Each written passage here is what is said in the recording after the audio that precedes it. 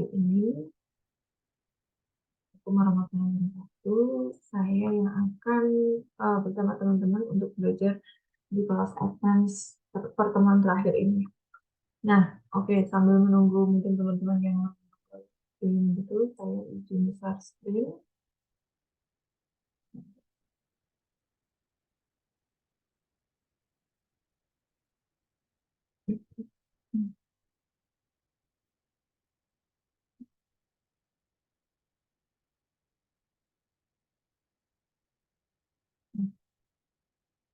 Ini filenya udah dibagi ini ya. Untuk pertemuan terakhir ini nanti waktunya kurang lebih 45 menit dan kalau bisa kita uh, benar-benar pahamin gitu ya karena cuma ada materinya 2 sheet gitu.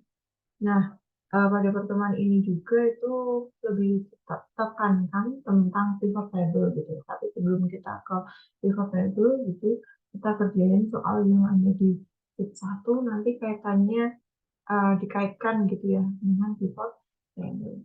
Nah, oke. Sebelum menjawab pertanyaannya, kita bisa lihat bahwa tabelnya di sini tuh dia masih tumpang, artinya masih ada bagian yang belum dikerjakan gitu. Nah, untuk nomor 1, isikan nomor urut. Nah, jadi di sini tugas kita mengisikan nomornya. Caranya gampang, teman-teman tinggal klik 1, 2 gitu. Terus 1, 2-nya di blok, arahkan ke pojok kanan terus 2 kali. Kalau mau tahu nomor terakhir berapa, tinggal arahin ke nomor 1, tekan CTRL, panah ke bawah. Oh, ternyata ada 147 data. Untuk ke atasnya, tinggal CTRL, panah ke atas. Gitu. Nah, itu untuk nomor 1. Terus, untuk nomor 2, hitung umur masing-masing data pemilih. Nah, untuk menghitung umur itu sebenarnya banyak banget rumus yang bisa digunakan, di antaranya ada 3 gitu ya. Uh, untuk kali ini saya mau rumus that if. Nah, that if ini biasanya kalau di komputer atau laptop teman-teman dia nggak muncul gitu ya. Atau rumusnya itu tersembunyi gitu, tapi masih bisa digunakan. Kalau teman-teman nggak bisa menggunakan gitu, bisa nanti gunakan rumus Jervak gitu ya. Nah, that if terus buka kurung gitu, tanggal lahir atau tanggal dimulainya, titik dua mengarah pada stop saljunya atau tanggal berhentinya gitu. Nah, di sini umur pada 14 Februari 2024. Berarti di sini tuh disajikannya berupa tanggal. Berarti kita masukkan date. Date. Nah, di date itu rumusnya ada kelihatan. Year berarti tahunnya dulu, 2024. Terus paragraf titik koma, kalau di laptop teman-teman koma ya tinggal diikutin ya. Terus month-nya itu berarti Februari bulan 2. Boleh isikan 2, boleh isikan 02. Titik koma lagi, D-nya. D-nya itu adalah tanggalnya, tanggal 14. Kurung tutup, terus kasih titik koma lagi, titik koma, kasih tanda petik Y. Y itu apa? Kita mau menampilkan dalam bentuk tahun atau year. Terus kita tutup. Ini adalah rumusnya dari dative. Nah, terus di enter, muncul angka 8. Ke bawahnya tinggal autofill aja, klik 2 kali di pojok kanannya. Nah, udah. Itu untuk nomor 2. Nomor 3, hitung rata-rata usia laki-laki dan rata-rata usia perempuan. Oh, berarti untuk nomor 3 itu jawabannya di sini. Rata-rata usia laki-laki dan perempuan. Rata-rata usia laki-laki.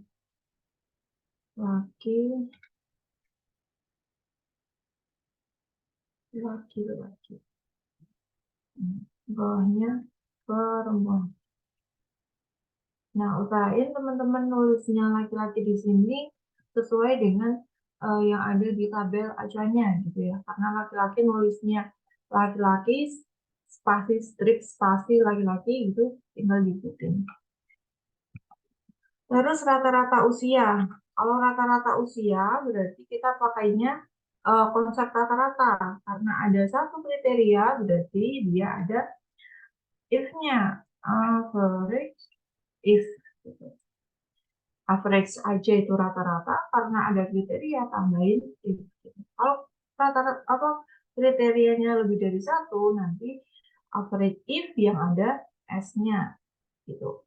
Nah, terus muncul di sini rumusnya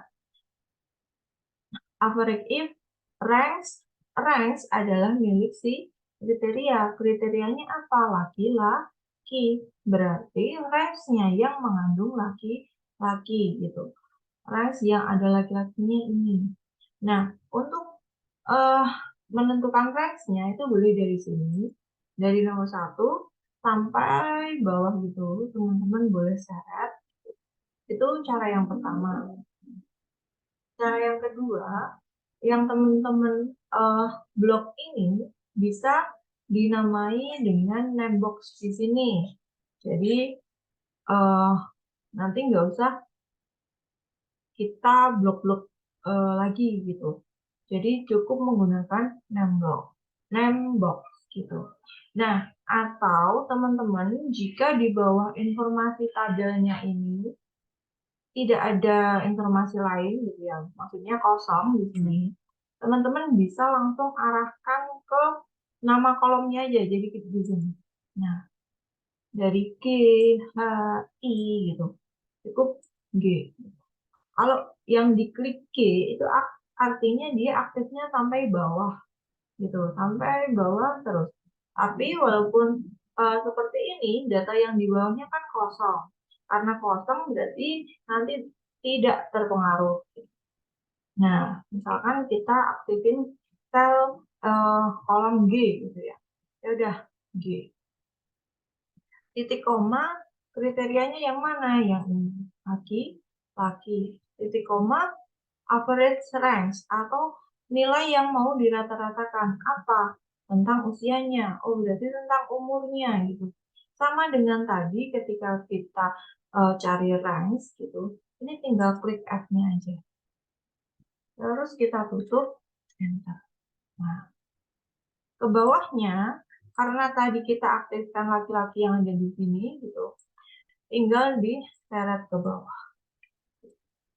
Coba kalau mau lihat di sini dia tidak akan geser antara bagian umur sama jenis kelamin. Oke. Itu jawaban untuk nomor 3. Terus nomor 4. Hitung jumlah laki-laki, perempuan, dan jumlah semua data pemilih. Oh, berarti sekarang jumlah yang laki-laki ada berapa gitu. Laki-laki, perempuan, dan jumlah pemilih. Yang laki-laki aja, maksudnya yang laki-laki gitu ya. Itu berapa, perempuan ada berapa. Berarti rumus yang digunakan kan kita sifatnya menghitung sel. Kalau menghitung sel, jumlah sel gitu ya, itu kita menggunakan rumus yang count. Nah, karena count di sini dia ada kriterianya laki-laki gitu. Terus yang kedua dia kriterianya perempuan.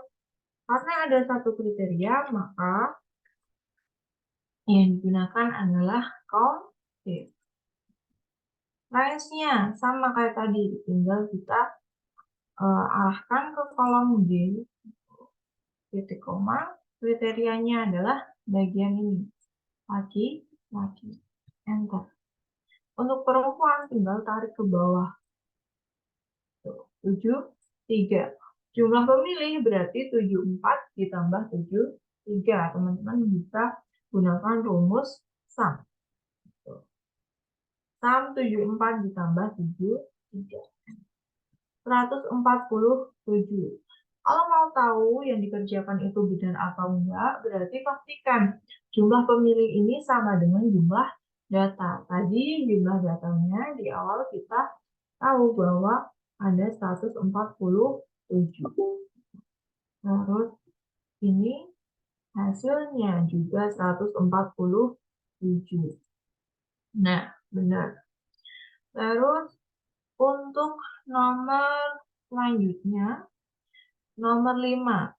Hitung setiap pemilih berdasarkan RT-nya. Jadi di sini ada informasi terkait RT. RT-nya ada RT 4, RT 2, RT 1, 5, 4 lagi, dan seterusnya. Nah, ini kan double-double gitu ya. Kita di sini berdasarkan RT-nya. Jadi RT-nya itu ada berapa aja, itu kan mungkin sulit untuk kita pisahkan gitu. Nah, caranya teman-teman bisa remove duplikat gitu. Dengan cara kita blok dulu yang RT-nya ini, terus copy, paste di mana aja, copy paste di mana aja gitu ya. Bisa CTRL-V gitu. Nah, ini kan informasinya sama yang ada di sini. Terus teman-teman pergi ke data, itu tinggal pilih yang remove duplicate. Oke. Oke. Nah, kalau datanya udah seperti ini, bisa dilihat yang kedobelan masih angka 4. Angka 4-nya tinggal di delete aja. Nah, bawahnya ini udah nggak ada yang kedobelan. Kita sort dari kecil ke besar. Oh, ada RT 1, 2, 3, 4, dan 5. Terus kita cut dengan CTRL-X. CTRL-X, pindahkan ke sini. CTRL-X.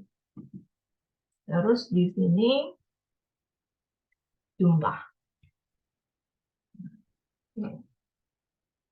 Berarti RT 1 ada berapa? 1, 2, 3, 4, dan seterusnya. Nah, sifatnya di sini kita juga menghitung salnya, gitu kan.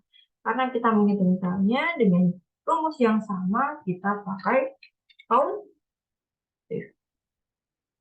Nah, range-nya berarti dari rank si kriteria. Kriterianya adalah RT 1. Berarti di sini aktifkan J-nya, terus titik koma, kriterianya adalah 1. Enter. Ke bawahnya, teman-teman bisa isikan rumus lagi atau tinggal kita seret ke bawah. Jumlah tinggal di sum. Hasilnya 147 lagi. Nah, berarti jawabannya benar ya, karena data seluruhnya ada 147. Gitu. Nah, oke, kita lanjut ke nomor 6. Isi keterangan dengan berhak memilih jika usia saat pemilu 17 tahun atau lebih, atau status menikah atau pernah menikah. Tidak berhak jika usia saat pemilu kurang dari 17 tahun dan status belum menikah atau belum pernah menikah. Nah, sebelum saya isikan tentang nomor 6 gitu, ada pertanyaan nomor 1 sampai nomor 5, teman-teman. Apakah kecepatan perlu diulang bagian tertentu? Boleh sampaikan di kolom chat ya.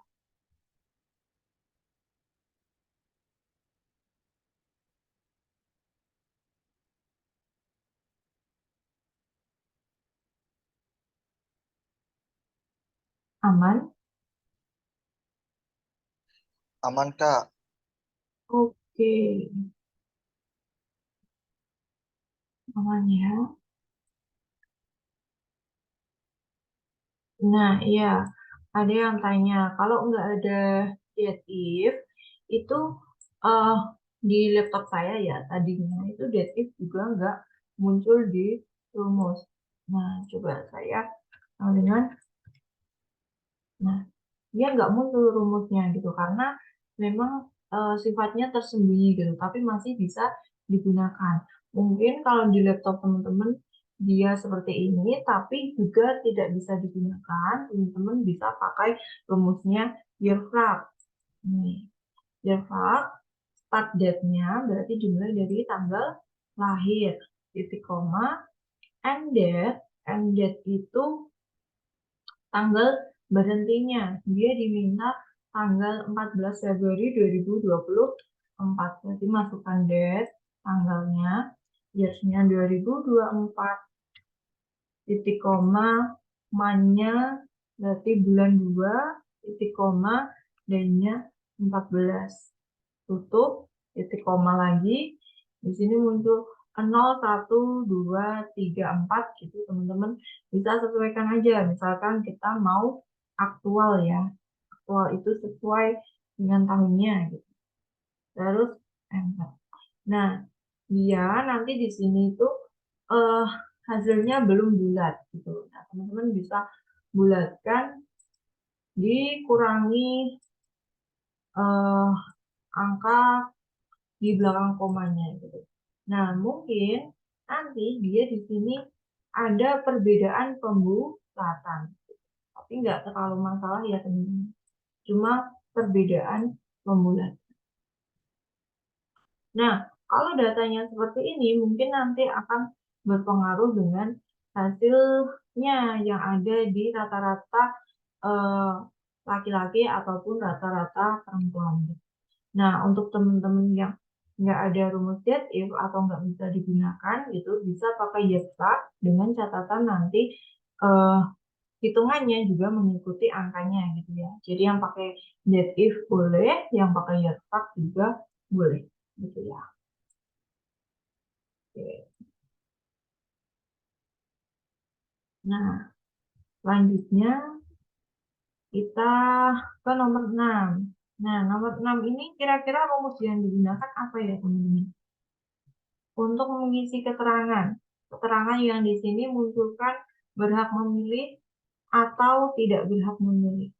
Berarti kalau ada kalimat atau perintah seperti ini, rumus yang digunakan adalah If. if. Biasanya if yang gimana? If or. Ya, if. Sama dengan if or. If dikombinasikan dengan or. Ada beberapa logical test di sini. Kita mengarah pada yang pernyataan berhak memilih. Jika usia saat pemilu 17 tahun atau lebih. Oh, berarti logical test yang pertama tentang umurnya. Ini umurnya lebih dari sama dengan 17 tahun. Itu adalah logical yang pertama. Terus titik koma masukkan logical yang kedua. Atau statusnya menikah. Berarti di sini statusnya menikah. Status sama dengan, jangan lupa dipetik, menikah.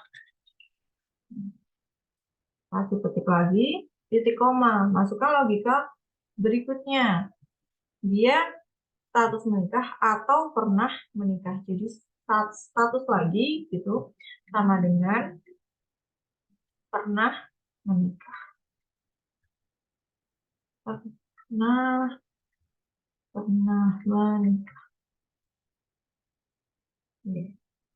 Ini baru logical testnya karena udah ketiganya kita tutup titik koma, value is true. Kalau salah satunya itu benar atau memenuhi gitu ya, dari segi umurnya gitu, atau mungkin umurnya nggak memenuhi tapi dia statusnya menikah, umurnya nggak memenuhi tapi statusnya pernah menikah gitu. Jadi kan dia masih termasuk yang kategori benar gitu kan. Nah, yang benar itu pernyataannya adalah berhak memilih. Berhak memilih.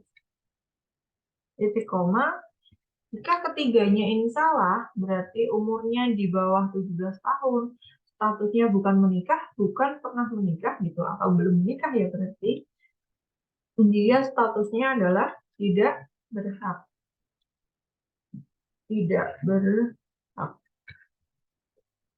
Nah, kalau udah kayak gini, tinggal kita Jadi dibaca rumusnya sekali lagi. Jika F2 itu kan umur ya.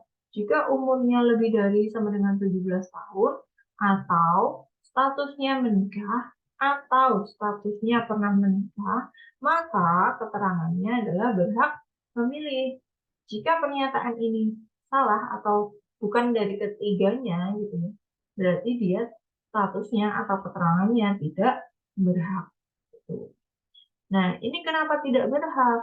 Karena umurnya di sini di bawah 17 tahun dan statusnya belum menikah. Gitu. Terus di bawahnya tinggal klik 2 kali. Ini tidak berhak juga, misalkan berhak.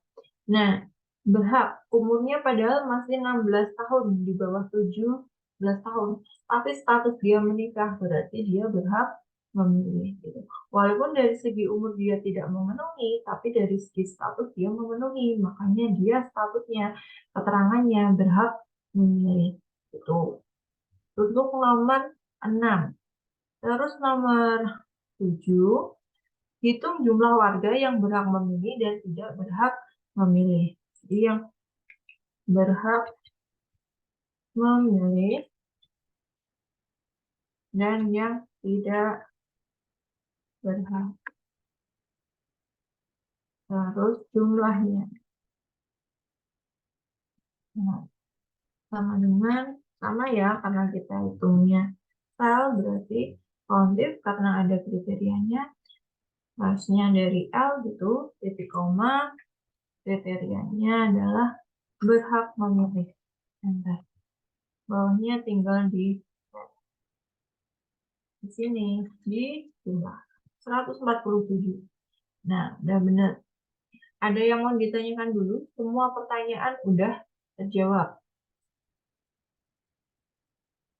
Oke, if or dengan if and itu apa?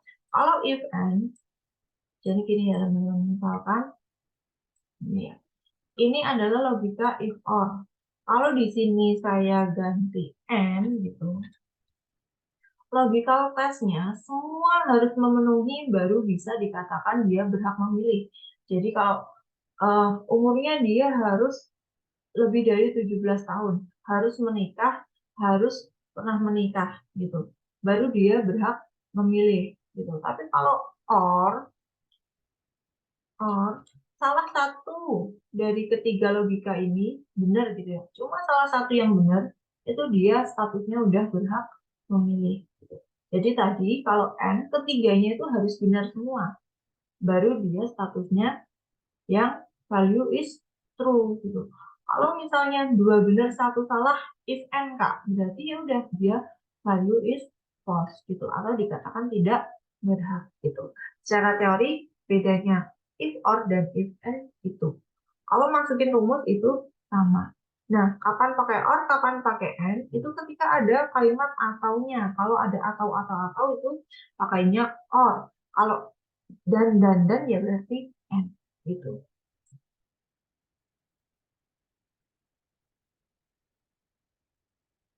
Gitu ya. Oke. Nah, terus ini pertanyaannya udah terjawab semuanya. Nah, sebelum kita ke sheet 2, data mentahnya terkait dengan pivot, sebenarnya teman-teman kalau udah terbiasa menggunakan Excel, nantinya bakal ngikutin alur. Kayak, oh ini enaknya pakai ini enaknya pakai ini gitu ya.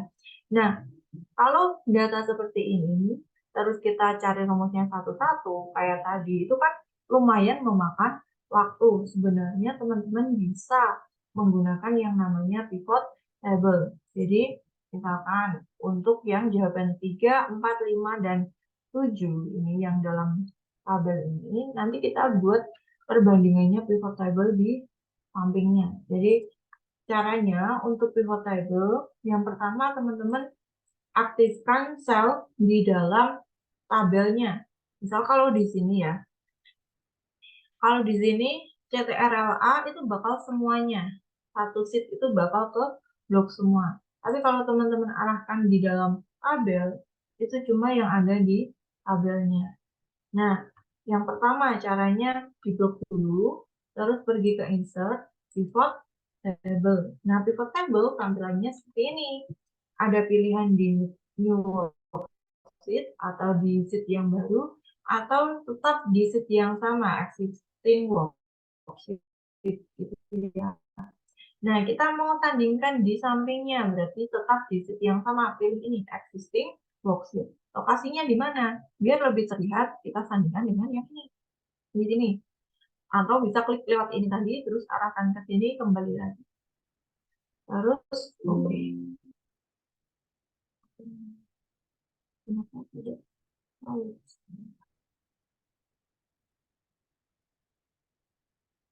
Insert table, existing lokasinya, taruh di sini.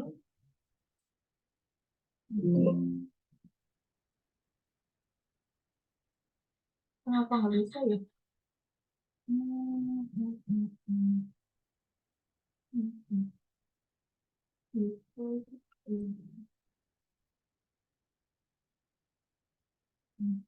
Kalau kita aktifkan tabelnya, bisa tunggu tetap di yang sama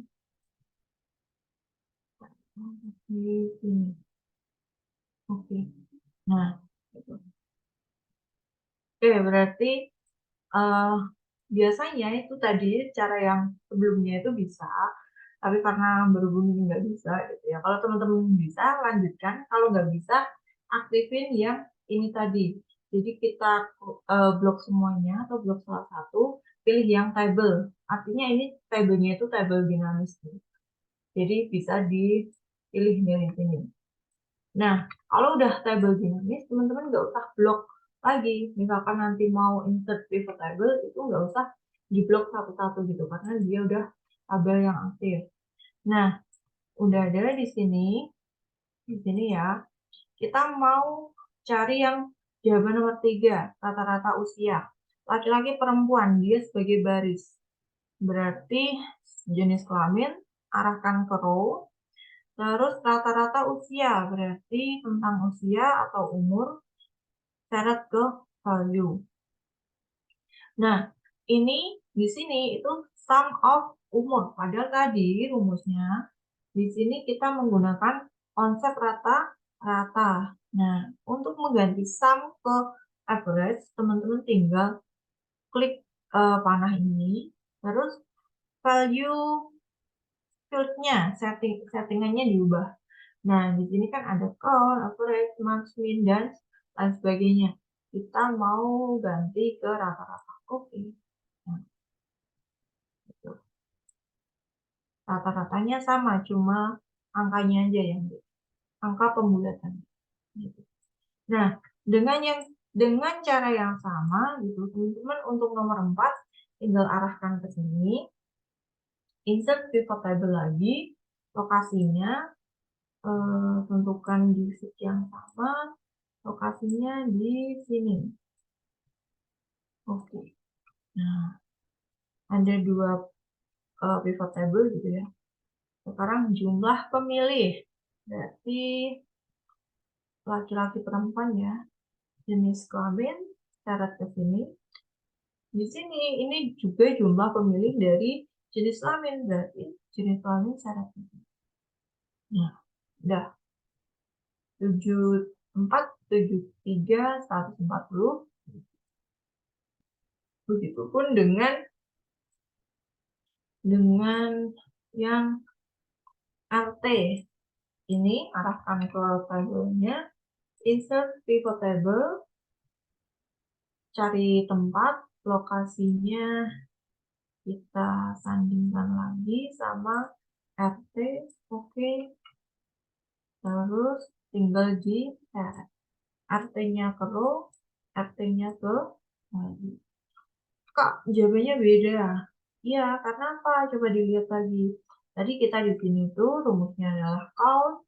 Nah, yang ditampilkan di pivot table itu adalah sum. Berarti kita perlu ubah settingannya. Ini ganti ke count. Oke. Nah, sama. Terus yang terakhir, caranya juga sama, aktifkan di tabelnya, terus insert pivot table, lokasinya dia ada di sini. Oke. Nah, terus keterangan syarat pro, syarat ke, udah jadi. Jadi kalau dari awal gitu kita udah paham, berarti nggak usah pakai rumus yang ini tadi teman-teman, bisa langsung ke pivot table. Oke, apakah ada yang mau ditanyakan dulu? Kalau nggak ada, kita ke sini. Nah, ini juga materi tentang pivot table gitu, lebih lengkap gitu ya. Buat pivot table pada new sheet. Nah, tadi kan pivot table itu ada dua. Ada di sheet yang sama, ada di new sheet. Nah, yang ini dia mau di new sheet. Berarti insert pivot table, oke. Nah, yang ini dia munculkan tanpa kita ubah dia ke tabel dinamis. Gitu. Jadi boleh teman-teman ubah dulu ke tabel dinamis atau langsung di blok insert pivot table. Munculnya sama, dia tampilannya seperti ini, cuma bedanya ada di sheet baru gitu. Oke, ini ya. Isi filter, kolom, row, dan value sesuai apa yang dikehendaki. Sama kayak tadi, dicoba-coba aja. Jadi, mau filter tentang years misalnya. Month-nya juga mau difilter. Terus, misalkan kategorinya taruh di row. Subkategorinya juga taruh di row. Terus mau tahu tentang data penjualan. Misalkan seperti ini. Atau years-nya kita tarik di kolom. Kita bisa tahu, oh ternyata ada 2 tahun di informasi yang ada gitu. Jadi tampilannya seperti ini. Minimize informasi pada baris apabila terlalu panjang. Gitu. Jadi misalkan datanya itu dia di sini ada kategori subkategori, terus kita mau kurangin gitu ya, mau tampilkan yang kategori aja, kita bisa kurangin informasi yang ditampilkan gitu dengan cara dia di collapse. Kalau mau ditampilkan lagi tinggal ditambah klik yang ini. Nah, tinggal ini ditambah lagi. Nah, kalau mau semuanya dengan yang sama gitu ya, mau di collab semua, itu teman-teman tinggal pergi ke analyze, pilih yang collab. Nah, kalau mau ditampilkan lagi, analyze yang expand. Kalau collapse itu berarti dia untuk mempersingkat, cuma menampilkan tentang kategori. Kalau di expand, teman-teman bisa tampilkan tentang subkategori. Gitu. Terus selanjutnya hanya tampilkan grand total pada baris terakhir. Nah, grand total untuk di pivot table gitu ya, dia bisa ditampilkan pada bagian kolom dan pada bagian baris. Gitu. Kolom terakhir, baris terakhir itu biasanya ada grand totalnya gitu. Jadi misalkan 685 sekian itu penjumlahan dari furnitur 2020 ditambah 2021. Nah, kalau grand total yang di bawah itu keseluruhan dari bagian atas sampai bawah gitu. Nah, tadi perintahnya atau yang diminta hanya tampilkan grand total pada baris terakhir. Berarti baris terakhir ini aja yang diminta. Kolomnya kita hilangkan. Nah, caranya dengan desain, ketika menu desain gitu, terus bagian grand total. Nah, ini ada pilihannya, ada mau di off-kan semua, berarti nggak dimunculkan bagian baris maupun kolomnya gitu. Atau hanya untuk semuanya sama seperti tadi ya. Terus for row only. Kalau row only, dia munculnya malah pada kolom D. Kenapa kok pilihnya row munculnya di D? Ya karena dia kan row only, berarti hanya di baris. Berarti barisnya ini baris 6, baris 7, baris 8. Nah, kalau barisnya semua keisi, berarti kan dia ada di kolom D gitu.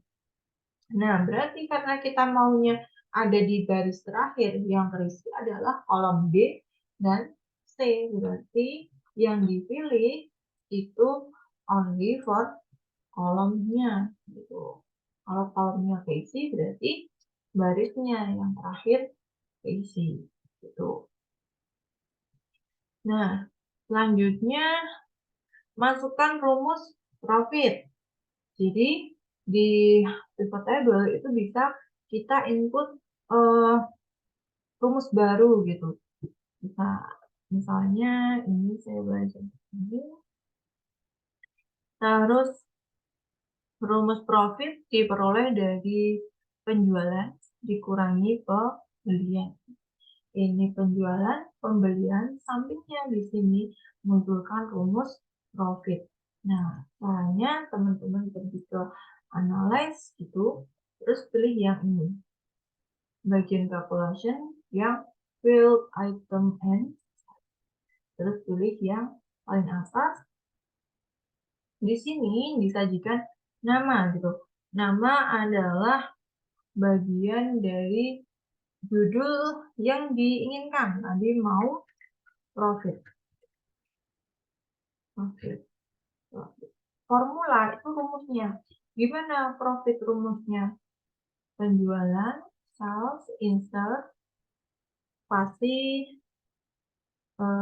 kurang spasi gitu ya. Dikurangi dengan pembelian. Insert. Nah, kalau formulanya udah, teman-teman add. Nah, sebelum di add, nanti ketika udah diklik add, itu langsung muncul di sini. Kita add. Nah, di sini yang tadinya sampai quantity, terus muncul profit. Terus kita oke. Nah, sampingnya itu udah muncul rumus profit. Gitu. Gitu loh, cara kita menambahkan rumus dalam pivot table. Syaratnya berarti informasi yang diperlukan dari rumus tambahan gitu ya. Komposisinya misalnya, itu harus tersedia informasinya. Informasinya di sini. Karena ada penjualan, dikurangi pembelian, oh kita bisa cari profitnya. Terus selanjutnya,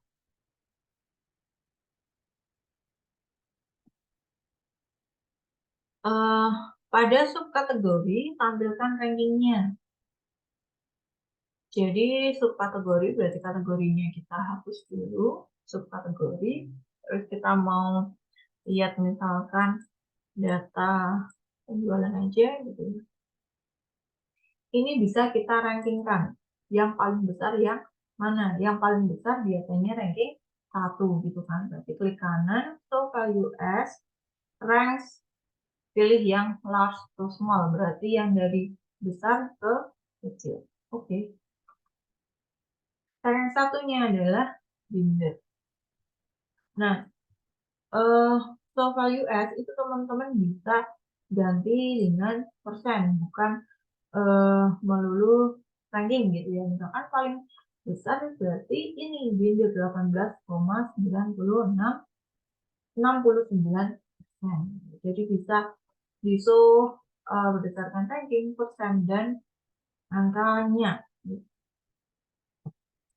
Terus selanjutnya tampilkan detail informasi pada newsfeed. Nah, detail informasi misalkan aksesoris mana biar lebih terlihat. Mana ini kita mau filter dia, mau seleksi bulan misalkan November. Sama seperti sekarang. Oke, November years-nya di 2021. Nah, penjualan subkategori ini pada November 2021. Detail informasi berarti kalau kita maunya hanya shares gitu ya, klik 2 kali pada bagian angkanya, klik 2 kali. Nah, nanti akan muncul sheet baru. Sheet baru ini tampilannya detail penjualan tentang shares aja gitu ya, pada bulan November tahun 2020. Gitu. Sama, misalkan kita mau cari paper, tinggal klik 2 kali. Ini penjualan paper pada 2021 November.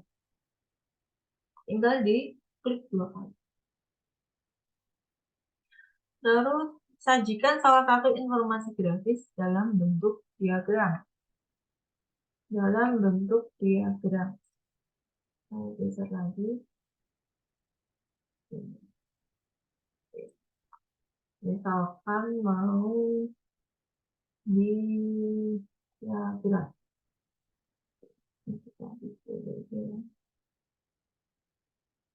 Kita masukkan lagi versinya.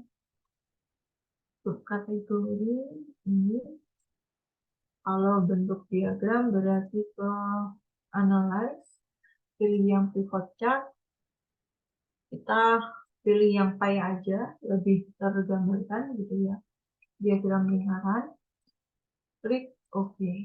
Nah, hasilnya seperti ini. Kalau mau ada labelnya, tinggal plus di sini tambahkan data label. Gitu. Misalkan ini biar kelihatan diubah value S-nya jadi persen aja. Nah, gitu. Ini kelihatan persennya. Misalkan masih terlalu banyak subkategorinya, diganti kategori aja.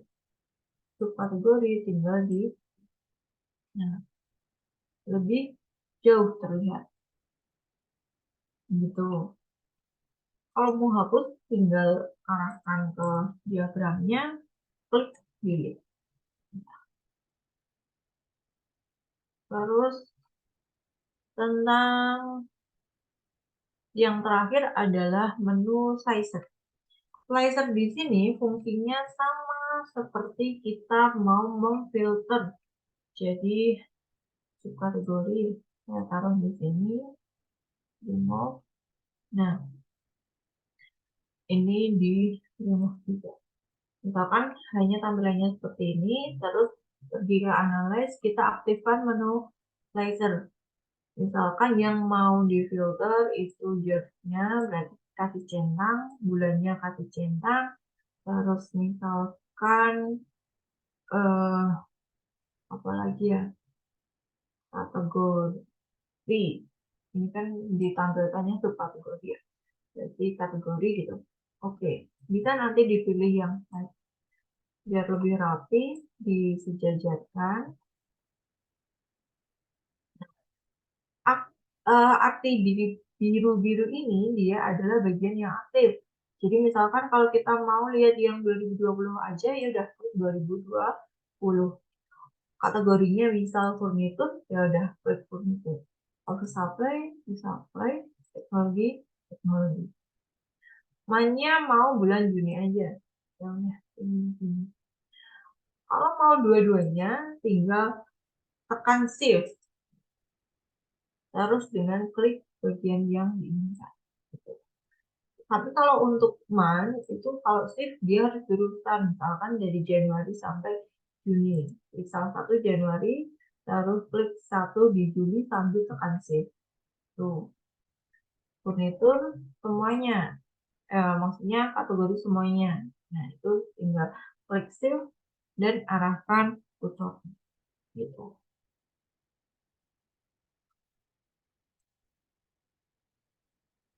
Nah, udah. Mungkin ada yang mau ditanyakan dulu, teman-teman.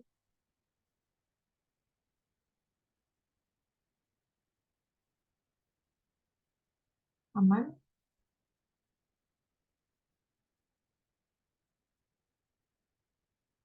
Hmm?